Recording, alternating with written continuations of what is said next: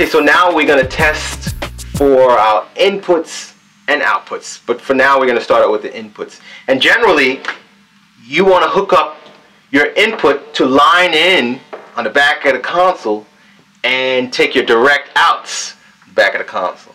But guess what? This board doesn't have line in and direct outs on the back of the console.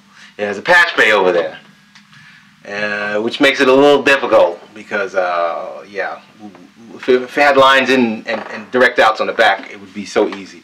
So what we're going to do is we're going to walk over here to the patch bay, and it is a Bantam patch bay, TRS, and we've already removed some of the screws from it.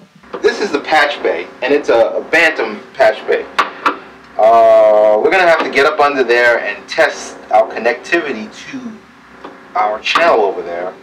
And if you notice, the way this patch bay is labeled, it's a little bit weird. We have ins, sends, returns, and direct out. I'm assuming that's direct out. So let's go ahead and lift this bottom up, and we can see what's happening underneath.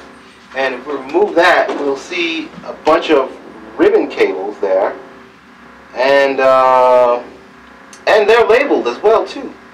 Channel 1, channel 9. So what we're going to have to do is test our ins and outs and directs to see where it's connected on the other end of our channel. And we'll go ahead and do that. We'll do that by, first we're going to disconnect one of these patch points here, and we'll just go ahead and unscrew this.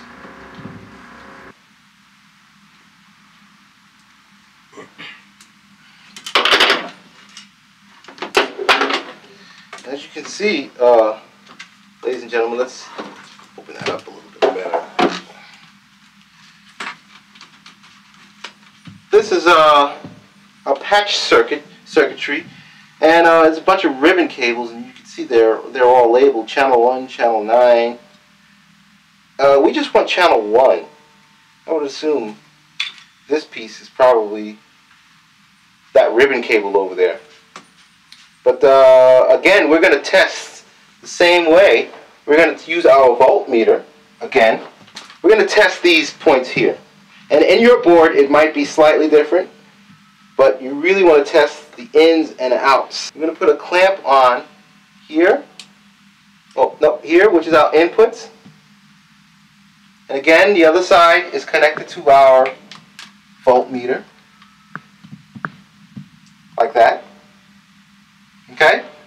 And again, this side, we'll test it again. Make sure it beeps. It's good. We're going to breach this side into here. That'll give us an indication that the circuit is connected. Okay, we figured out, we were successful in figuring out what our input is, and our output, and our power supply. Well, what we think it is based on our connections to this patch bay.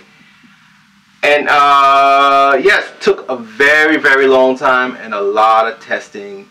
Ladies and gentlemen, you will have to be very patient in figuring this out. Our next test, we're going to actually hook up the strip, the channel strip, independently of the console. We're going to hook it up to the power supply, and we're going to put signal into it and listen to it to see if signal comes out of it. If we can get that working, we are successful. Now, let's be very cautious because, you know, a lot of what we're doing is guessing and sort of guessing and hypothesizing. We might lose the channel. Okay, that has happened to me several times. I lose the channel because I have something hooked up wrong, or I thought something was this. But let's go ahead and do that.